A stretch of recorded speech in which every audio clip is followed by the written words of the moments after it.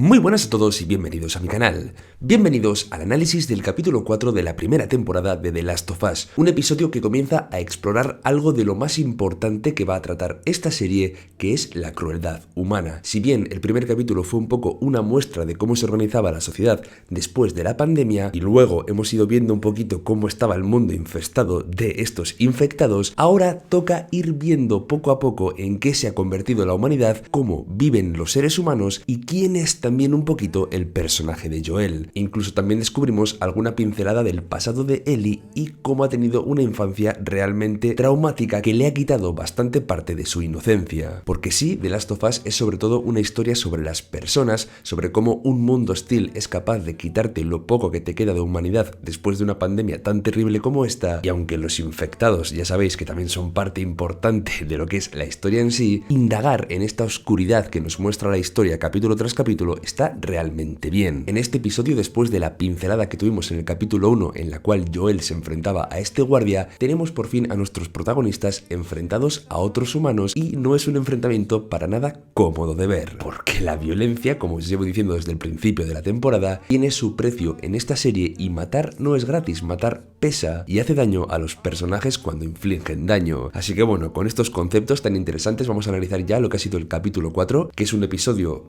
que es pelín más flojito quizá que el episodio anterior. Es un poco la transición quizá entre lo que es la trama de Bill y Frank y lo que es la trama de Sam y Henry, que es lo que va a venir un poquito más adelante, pero aún así es un capítulo que tiene cosas que me han gustado, que me parecen interesantes, que ayudan a comprender mejor a los personajes y sobre todo lo que me ha gustado también es ver el acercamiento que va habiendo poco a poco entre Joel y Ellie. Así que nada, suscribíos para no perderos más análisis, porque estamos haciendo análisis capítulo a capítulo de esta serie, lo estamos disfrutando mucho en el canal, gracias por el apoyo que están teniendo los vídeos. Dejad un like y vamos allá. If you go before I hear the bell, I don't know if I'll forgive myself, if I miss the chance to turn around. El primer detalle bonito y que viene directamente casi de los videojuegos, que son los chistes de Ellie, sirve para ver un poco cómo está la relación entre Joel y ella y cómo a lo largo de este capítulo sentimos que los personajes se van acercando. ¿Por qué digo esto? Porque al principio los chistes de Ellie le parecen algo absurdo a Joel, pero al final del episodio termina riéndose de uno. Y esto es muy importante para ver cómo los personajes poco a poco están conectando, poco a poco van compartiendo cosas que consiguen hacer que los personajes se acerquen y, como digo, los chistes, que son algo sacado del videojuego, es bonito ver cómo tienen efecto sobre Joel y cómo termina riéndose junto a Ellie después de esa chorrada que le cuenta. Con lo cual, un elemento narrativo que sirve para ver cómo los personajes, como digo, se están acercando. Otra cosa sacada literalmente del videojuego es el momento en el cual Ellie saca esa revista que Frank tenía en el coche. Es una revista de hombres, esta era la pista que teníamos en el videojuego para saber eso, que Bill era gay y estaba pues liadito con Frank. Y aquí me ha hecho gracia ver cómo en la serie, a pesar de que nos han contado la historia de otra forma, han mantenido ese detalle que era muy divertido y aquí también pues funciona muy bien. Si hay una cosa que me gustó del videojuego de The Last of Us es ese tinte o ese tono de road movie que tiene en muchos instantes de la obra. Pues bien, aquí ya se ve claramente ese espíritu de película de carretera y a mí es algo que insisto que en la mayoría de películas que suelo ver de este estilo es algo que me encanta ver, y aquí se hace especialmente curioso por cómo estamos recorriendo un país que prácticamente ha sido abandonado. Estamos recorriendo las ruinas de un país, el esqueleto vacío de lo que antes era Estados Unidos, y ver esos paisajes tan grandes, tan desoladores y lo pequeños que son los protagonistas en la mayoría de esos planos nos remarca la soledad en la que están viajando y lo vacío, como digo, que está el país. La recreación de los escenarios y cómo todo está hecho me parece impresionante en esta historia. Esa soledad está remarcada por un temazo que suena además mientras recorren el país y también por mucho silencio, porque están en un mundo prácticamente desolado. En su primera parada también hay un momento que me ha resultado muy entrañable, que es el instante en el cual Ellie le pregunta si verdaderamente están a salvo en ese campamento que están durmiendo, y Joel le dice: sí, tranquila, que ahora por aquí no hay nadie, que no tenemos ningún problema. Pero de alguna forma Joel no se contenta únicamente con eso, sino que además hace guardia durante toda la noche para proteger el campamento. Y aquí se me hace interesante porque Ellie de alguna forma está transmitiéndole esa inquietud que tiene de no sentirse protegida, está, bueno, buscando esa confianza que le dé Joel de que ahí están a salvo. ¿Y qué es lo que hace Joel? Montar guardia para asegurarse de que de verdad están a salvo y que Ellie no va a correr peligro. Son pequeños detalles, como digo, pero que nos van mostrando poco a poco el acercamiento entre el personaje de Joel y Ellie, y también cómo Joel va poco a poco preocupándose cada vez más por ella y preocupándose por su bienestar, a pesar de que él aún se niegue a aceptar que le tiene cierto cariño o que le está cogiendo cierto aprecio, porque fijaos esa escena en el coche en la cual él remarca que ella no es familia, que es mercancía, con lo cual palabras duras, pero de momento un poco palabras realistas, y que para mí hacen un poco hincapié en lo que os comentaba en los análisis anteriores, de que Joel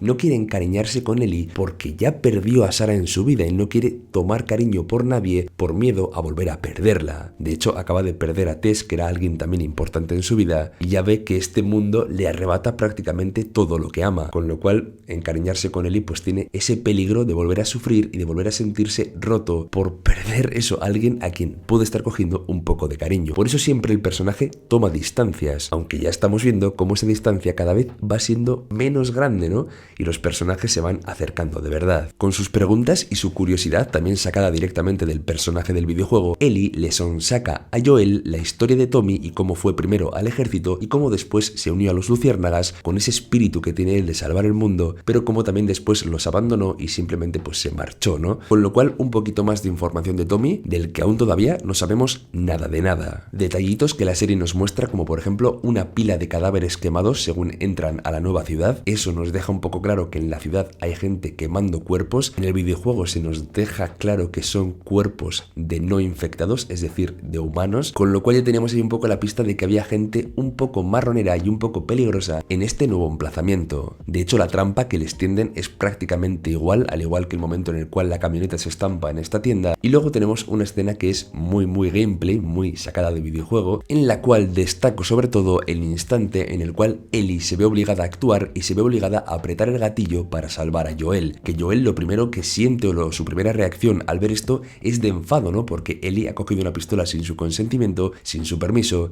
y además pues se siente un poco avergonzado de que ella haya sido quien ha tenido que salvarle porque estaba a punto de morir. Pero si os fijáis, esta muerte de este personaje, que es nadie entre comillas, no es un personaje importante dentro de la serie, por el sufrimiento que muestran del hombre que está agonizando, intentando negociar, intentando salvar su vida de cualquier forma, nos deja claro que la muerte es algo que tiene un precio para los personajes, aunque sean los protagonistas, y que cada vez que matan, aunque sea en defensa propia, es algo que les pesa y algo que les duele. Ellie nos cuenta además que no es la primera vez que ha disparado, pero aún así está llorando porque ha matado a alguien, o es, bueno, digamos, parte de la muerte de un personaje. Y la muerte del personaje, aunque no esté en cámara, se siente brutal porque vemos eso, la reacción justamente de la protagonista. También se nos va dejando claro de dónde viene esa reputación que tiene Joel de ser alguien sanguinario, alguien que temían en Boston porque no le tiembla el pulso para matar cuando tiene que hacerlo. Y vamos descubriendo un poquito más, como os he dicho antes, los entresijos de los personajes y descubriendo detalles de ellos que enriquecen y que mejoran su historia. Porque otra cosa que hace muy bien The Last of Us es difuminar las líneas entre el bien y el mal. De hecho, fijaos como en el primer capítulo, Fedra eran los malos de la historia, entre comillas, quienes tenían esa especie de dictadura impuesta en Boston y toda la gente vivía un poco subyugada ante las normas brutales que ellos tenían. Pero en cambio, en esta ciudad las cosas son diferentes y parece que la gente ha conseguido rebelarse ante Fedra y han tomado el control. Digamos que unos rebeldes son quienes controlan ahora la ciudad. Pero ¿qué es lo que sucede? Que estos rebeldes en ciertos momentos o en ciertos puntos parecen ser igual de crueles de lo que lo era Fedra. Y esto es un poco a lo que juega la serie, que al final el poder termina corrompiendo a los hombres y mujeres y que dentro de la naturaleza humana está esa parte cruel que parece innata en nosotros. La vemos, por ejemplo, cuando Catherine dispara a este médico después de ver cómo han muerto sus compañeros, o en cómo ellos ahora están buscando por toda la ciudad, entrando dentro de las casas de la gente para buscar a este tal Henry que aún no conocemos. Muy bonita la escena después que tienen Joel y Ellie, en la cual Joel le pide perdón a Ellie por haber fallado en el combate y por haber hecho que ella tenga que intervenir, que haya tenido que disparar. Como os he dicho antes, Ellie admite ya haber disparado anteriormente, pero lo importante de la escena es ese momento bonito en el cual Joel le devuelve la pistola a Ellie, que es un signo claro de confianza, de que comienza a verla como parte del grupo, ya no solamente mercancía, ve en Ellie alguien útil, alguien en quien puede confiar, y ese gesto, como digo, de devolverle la pistola, simboliza justamente eso. Además, ver cómo le está enseñando a sujetar la pistola, a cómo tiene que disparar, eso es una escena muy padre-hija, muy de alguien que quiere proteger a alguien y enseñarle algo. Es un acto, como digo, muy paternal. Se nos habla por parte de Catherine de los personajes de Henry y Sam, que son los personajes que aparecen al final del capítulo después de que Joel y Ellie queden dormidos, pero aún no sabemos nada de ellos y no os voy a contar nada yo tampoco. Esperaremos al capítulo siguiente para saberlo. También vemos un suelo que se mueve de forma sospechosa, como si hubiera algo vivo debajo de él, con lo cual ahí tiene que haber un infectado bastante gordito. Al menos eso es lo que intuyo yo. Ya os digo que esto no es algo de los videojuegos. Si lanzo algún tipo de teoría es porque no lo sé, porque la serie está innovando, porque de hecho el personaje de Catherine y todo esto es nuevo dentro de la serie. Luego destaco también un momento que es muy videojuego en general, cuando vas con un compañero, que es el instante en el cual Ellie se mete por un pequeño conducto para abrirle la puerta a Joel. Eso siempre pasa en los videojuegos en general, cuando vas con un personaje adicional, que el personaje cuando es pequeño se mete por lugares que tú no puedes para después desbloquearte puertas. Es una tontería, pero me gusta que metan estos detalles